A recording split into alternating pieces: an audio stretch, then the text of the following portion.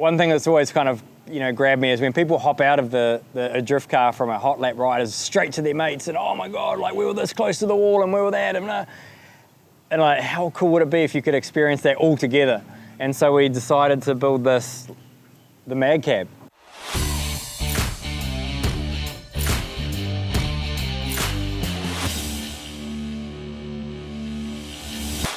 If you're into cars and have been anywhere near the internet in the past 10 years, you know who Mad Mike is. You'll also be familiar with his rotary-powered RX-7, RX-8 and MX-5, as they're the stars of many a viral video. And are of course all competitive drift cars. But not this car. Mad Cab, as it is known, is something different, because its purpose in life is less about competition and all about fun. Yeah, the Mad Cab was purely about keep drifting fun, and I think one of the funnest parts of my job is when we get to do just grassroots days, or whether it's demonstrations, but getting people on board and experiencing the fun and being able to feel my adrenaline, what fuels my adrenaline, the speed, the excitement. And so we decided to build the Mad Cab, which is a 1986 Mazda Luce, which in the 80s was like the most luxury Mazda that you could purchase. The Luce was produced by Mazda in Japan from 1966 until 1991. The name Luce was taken from the Italian word for light, as in bright light, not the opposite of heavy, which is good because in 1987, when Mike's Luce was made, it was in fact Mazda's largest and heaviest sedan. There's all velour, like luxury interior and aircon and electric windows, and yeah, we thought that'd be the perfect base to start with. Pulling the car apart, we found a lot of stuff from the FC RX-7, which was in the same genre, like the same year. We did nothing bolted straight in, but it was very similar. So with making top hats for the suspension, making like bushes and stuff like that. We made a lot of our own control arms, all our own steering, because with drifting we want to have as much steering lock as possible. Everyone that knows me knows that I love rotaries. Like, that's my heart, it's my passion, my blood.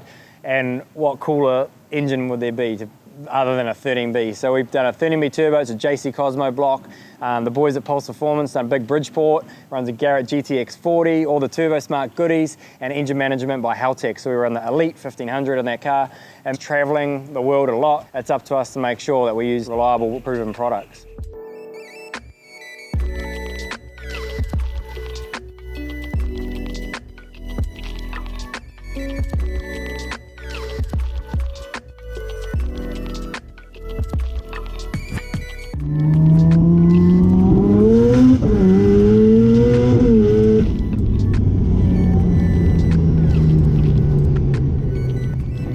I'm funny when it comes to, I've got my own personal style that I like to, express like my personality and style through my car builds.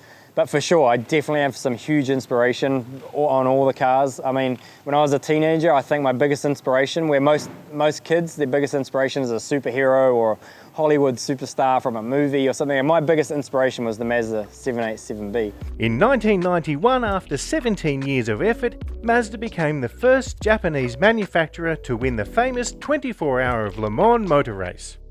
The car they did it with was the 787B. Powered by a 4-rotor 26B engine that produced 700 horsepower, it sounded amazing.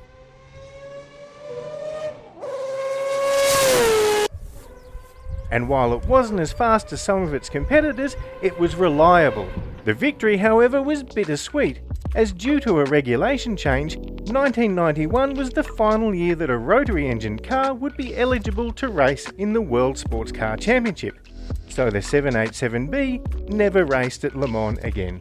From the heart of the rotary engine to the cosmetics we talk about, it's stylized from what I have seen of like Japanese car culture, of just taxis, normal taxis driving around, but then throwing like my flair at it with the crazy, fenders and the graphics. Even the logo itself I designed, and it says Bosokotsu. So Bosokotsu means like crazy transportation. So it's Mad Mike's crazy transportation service.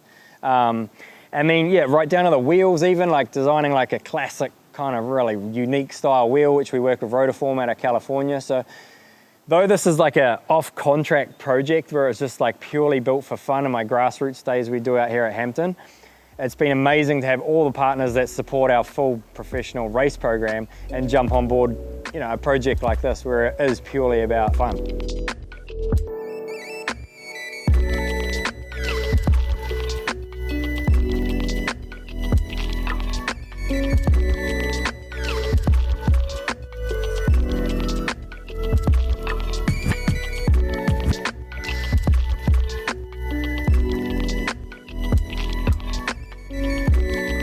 The funnest lap was actually the first lap we ever did in it, and it was just me and my 11-year-old son, Link, actually giving a shakedown. Obviously, we've got the facility here of Hampton Downs.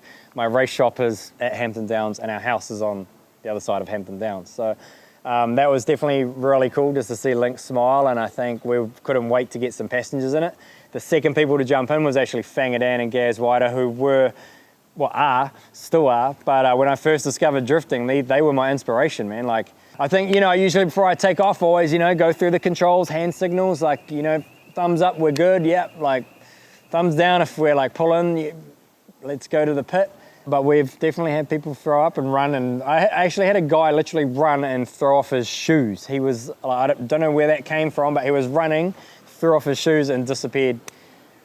The scariest moment in the Mad Cab by far would have been its first like reveal in front of everyone.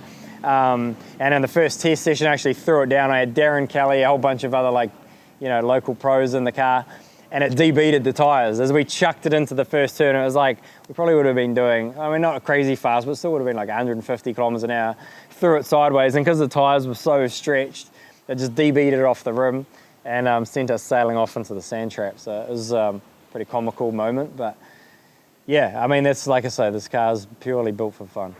So the Mad Cab now is online, madmike.co.nz. If you guys want to ride, go check it out. We've got our store, all the events, Drift Force, Summer Bash, everything going on. Peace out and see you later.